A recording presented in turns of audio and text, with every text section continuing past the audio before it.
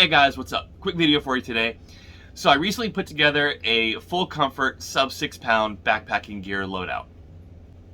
So I took this out on an overnight a few weeks ago and it performed really well. And I think I should mention, I don't think that I would be able to do more than a few days out of this kit just because of actual food volume that would be required for the pack. So before I get into what's in the pack, I thought I'd discuss what was on my person, not in my pack. So as far as worn clothes, I believe I had a hat, this shirt or one of the shirts like it, some running shorts, short smart wool socks, and some new Lone P6s. I believe I was also wearing some Dirty Go Gators on that trip as well. Now, outside of clothes, baseball cap that I already mentioned, I also have a buff, a smart wool buff. I love this thing. It goes with me on pretty much every trip, even ones where I'm bringing a handkerchief or a schmog or whatever. I almost always have this thing. I also use a neck knife. Sometimes I'll pack a Swiss Army knife instead, but I just kind of really prefer this. It's just a little Condor Canyon carver. You know, obviously I come from the bushcraft world, so I carve a lot of spoons and stuff. And if I'm not taking a full bushcraft knife, like my Pine Ridge Forge, then I'll just grab this little dude here. And it's been pretty awesome. Leather sheath, little paracord lanyard, goes around my neck, no big deal. I do listen to podcasts while I hike, usually just one earbud in, and that's just, I think these are Sony earbuds, but I went with earbuds that are like this instead of just the single ones that go in your ear. That I feel like I'm less likely to lose it if it just kind of sits like this. But I don't know, maybe one day I'll try the ones that just sit in your ear, but knowing me, they'll be gone.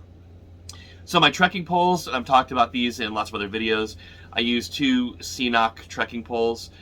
Maybe I'll go down to 1 at some point because my loadout was so light that I didn't even really need the trekking poles. But I will say, well, my shelter uses a trekking pole to set up. There's that. And I did put a GoPro extension on here, this little thing here, so the GoPro just kind of screws onto there, and then also an extension that screws onto that to hold my phone. So I have 2 filming options. So 2 of these guys. Okay, so my pack. My pack is fairly new. For ultralight trips, I've been using the Z-Pack's Nero, but I went ahead and picked up Z-Pack's Sub Nero. The Nero is a 38-liter pack. This is a 30. As you can see, it's quite small. And with everything that I have in here, it came in at under 6 pounds. I think it was 5.9 if I remember correctly. So right out of the gate, what we have on the outside of the pack, 2 smart water bottles. Normally I use a CNOC bag, but I thought I'd do the whole thing where just the soy filter is on this. And that seemed to work quite well. I'm not a big sports bottle cap guy. You know, I just like to take it off and drink like normal. But, you know, you don't know until you try it, right? Now, on the outside here, so I have a trowel and toilet paper in here, so it's essentially my poop kit. I feel it's pretty important to have that for quick grab-and-go access. Grab-and-go, get it? Also in here, I keep my tent stakes for this trip. Okay, so I have some items that are in stuff sacks. When I weighed this, and for my trip, I didn't use stuff sacks, but for ease of the video, I'm going to. And you guys have seen tent stakes before. There's nothing fancy here. These are just like the MSR groundhog knockoff stakes that you get with, you know, most cheaper shelters now, like Lanchans and stuff like that. And I just have an abundance of them. And after weighing them and using them, I don't see too much of a reason to upgrade my tent stakes unless I went with something like carbon fiber that's going to be a little lighter. And I think that would be fine for here in Florida. I know people out west have problems with those, with the rocks and them snapping and stuff, but it's just not really the case too much here in Florida. And that pretty much does it for what's on the outside of the pack. Like I said, this is a pretty minimalist setup, just made for those types of trips where all you're really doing is hiking, which I do sometimes. You know, sometimes I have my car there and car camping with the bushcraft guys. But let's get into this pack. First of all, I didn't go with the DCF pack. I just wanted to try a new fabric, and it's nice, it's soft, it's not as crinkly, it doesn't feel like I'm hiking in a garbage bag, which is pretty nice. So like the Nero, you know, it has a roll top with Velcro, so it keeps it closed. And right on the top is a Frog Togs rain jacket. It's still it was still chilly enough to where I'm going to use a rain jacket over a poncho. In the hotter months, I switched to a poncho, but that's going to be like a whole different video in itself. So next up is my food bag. And once again, talked about this in other videos. You've seen it before. It's just my custom food bag, rolls down. But what's important is the stuff that's inside it. For this particular trip, my main dinner was I did a peak refuel, the coconut curry one, which was outstanding. So along with the food bag, one of the things that's always in there is a hang kit. This is just super thin line. I can't remember if I got this from Z-Packs or I think I just ordered it on Amazon, but it's just cordage to hang my food bag. No big deal. Toke's long handle spoon. Once again, I did a peak refuel, so I like to have the longer handle to reach in so I don't get stuff all over my fingers. And I've been using this little guy, this smaller Toke's titanium cup, which works fine because the peak refuels usually require a cup or a little bit less or just a hair more of water, as opposed to say 2 cups, 2.5 cups. So this works well. Also for breakfast, for coffee, oatmeal, this little dude's fine, and it saves me a couple grams, maybe an ounce or 2. I'm not sure, I can't remember. For my stove, I tried this little Esbet guy. Once again, I don't remember if I ordered this off of Amazon or Z-Packs, but my buddy Tim swears by these. For an overnight or weekend trip, this is about as light as you can go. This with the fuel tabs, this is all you need to boil a cup of water for your dinner, for your coffee, or whatever. So, and obviously your fuel weight gets lower as you go. And for a weekend trip, who cares, And if you're gonna have a campfire, you don't need that at all. But I like to have a stove regardless, even bare minimum for quick access to coffee in the morning, because coffee is pretty important to me. All right, next up is my electronics bag. So nothing really super fancy here. I just keep it one of these little Walmart dry bags. Been using these things for years. I can't remember how much they are. I think you get 3 for like $10 or something like that at Walmart. I may be wrong on that price, but it's not much more one way or the other. Okay, I should also mention that with the cook kit, I also have a mini Bic lighter that I throw in there. I just forgot to add one in for this video. And for electronics, right out of the gate, my headlamp.